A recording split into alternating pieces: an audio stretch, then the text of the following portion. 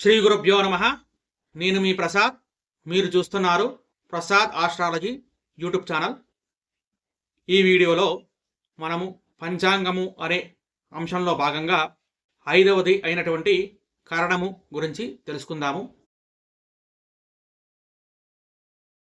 అసలు కరణము అంటే మామూలుగా ఒక తిథిని 2 సమాన భాగాలుగా చేస్తే ఒక్కొక్క భాగము ఒక్కొక్క కరణం అవుతుందన్నమాట.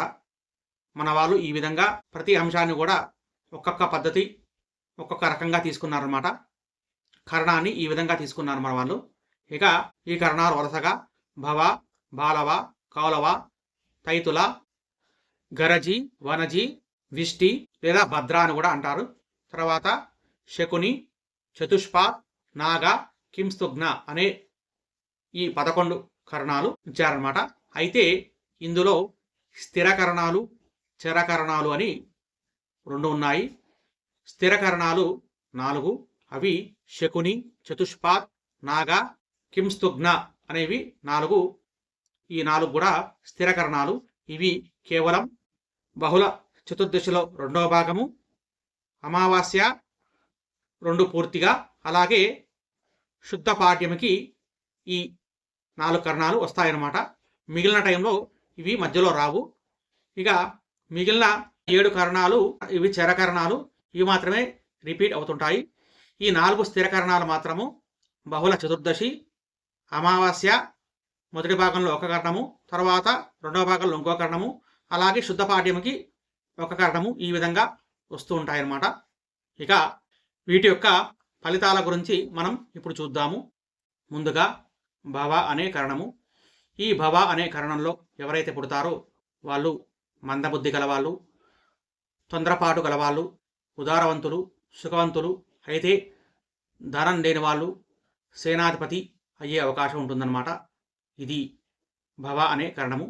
తర్వాత బాలవ అనే కరణము. ఈ బాలవ అనే కరణంలో పుట్టిన వాళ్ళు ధైర్యవంతులు, సుందరులు, త్యాగి, అలాగే క్రీడల యందు ఆసక్తి కలవాళ్ళై ఉంటారన్నమాట.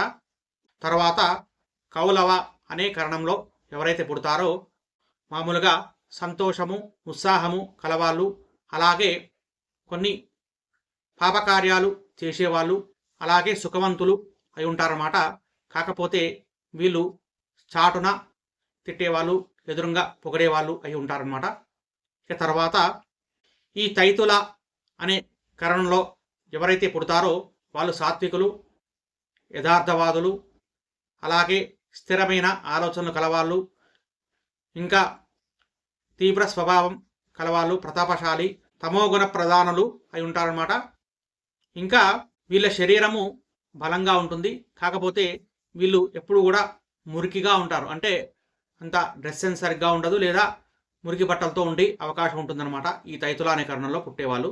తర్వాత గరజి అనే కరణంలో కనుక ఎవరైతే పుడతారో వాళ్ళు ఆలోచనాదక్షులు, ధీశాలి, సమర్థులు, అలాగే వాక్చాతుర్యం కలవాళ్ళు, అలాగే కలహప్రియులు కూడా ఉంటారన్నమాట. కాకపోతే అస్థిరమైన ఆలోచనలు ఎక్కువగా ఉంటాయి వీళ్ళకు. ఇక వనజి అనే కరణంలో ఎవరైతే పుడతారో వాళ్ళు వీధి వ్యాపారాలు ఎక్కువగా చేసుకునే వాళ్ళంటే మంచి వ్యాపారస్తులు, వ్యాపార దక్షత కలిగి ఉంటారన్నమాట ఈ వనజి అనే కరణంలో పుట్టిన వాళ్ళు. అంటే చెప్పాలంటే వీధిలో వ్యాపారంలో ఉండేటువంటి మంచి చెడ్డలు తెలిసిన వాళ్ళనమాట. అలాగే వ్యాపార జీవనం వీళ్ళ ప్రధానమైన జీవనం ఉంటుంది. వ్యాపార ఆసక్తి ఎక్కువగా ఉండే అవకాశం ఉంటుందన్నమాట. తర్వాత వచ్చే కరణము విష్టి. దీన్నే భద్ర అనే కరణం కూడా అంటారు, భద్ర అని కూడా అంటారన్నమాట. ఈ విష్టి అనే కరణంలో కనుక ఎవరైతే పుడతారో దీన్నే భద్ర అనే కరణం కూడా అంటారు. ఈ కరణంలో పుడతారో వీళ్ళు క్రూరమైన ఆలోచనలు కలవాళ్ళు, అలాగే సాహసవంతులు, తీవ్ర స్వభావులు, పాపకార్యాసక్తులు, దుష్టులు, కార్యకలాపియు అయి ఉంటారన్నమాట. తర్వాత శకుని అనే కరణము. ఈ శకుని అనే కరణంలో పుట్టిన వాళ్ళు మంచి ప్రయత్నాలు చేసేవాళ్ళుగా, శాంత స్వభావం కలిగి ఉంటారు, అలాగే జ్ఞానియు, మేధావి, ఇంకా శకున ఫలితములు తెలిసిన వాళ్ళై ఉంటారన్నమాట. ఇక చతుష్పాద కరణము. ఈ చతుష్పాద కరణంలో ఎవరైతే పుడతారో వాళ్ళు వర్తక వ్యవసాయము చేసేవాళ్ళు, సదా ప్రయత్నం అంటే ప్రతి విషయంలో కూడా ఎప్పటికప్పుడు కొత్త కొత్త ప్రయత్నాలు చేసేవాళ్ళనమాట. అలాగే శ్రమ కోర్చేవాళ్ళు, కష్టజీవి, సత్యవాది అయి ఉంటారనమాట. తర్వాత నాగవ అనే కరణము. ఈ నాగవ అనే కరణంలో పుట్టిన వాళ్ళు వివిధ ధాతు విశేషము తెలిసిన వాళ్ళు, స్వంత పనుల యందు ఎక్కువగా శ్రద్ధ కలవాళ్ళు, గుణవంతులు. తర్వాత కింస్తుగ్న అనే కరణము. ఈ కింస్తుగ్న అనే కరణంలో ఎవరైతే పుడతారో పాప కార్యాచరణ శక్తులు, అలాగే మహాబుద్ధియుతులు, దాంతోపాటు క్రూరమైన ఆలోచనలు ఈ విధంగా ఉండటం వల్ల కొన్నిసార్లు దరిద్ర బాధ అనుభవిస్తారన్నమాట. ఇది ఈ పంచాంగంలో 5వ అంశమైనటువంటి కరణము అనేటువంటి అంశము.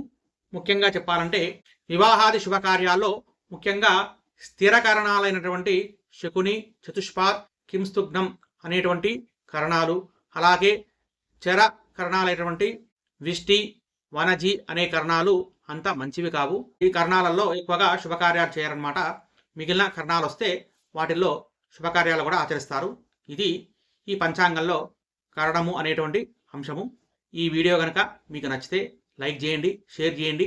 అలాగే మన ఈ ఛానల్ని కనుక సబ్స్క్రైబ్ చేసుకోకపోతే సబ్స్క్రైబ్ చేసుకోండి. గోబ్రాహ్మణేభ్యః శుభమస్తు నిత్యం. లోకా సమస్తా సుఖినో భవంతు. స్వస్తి.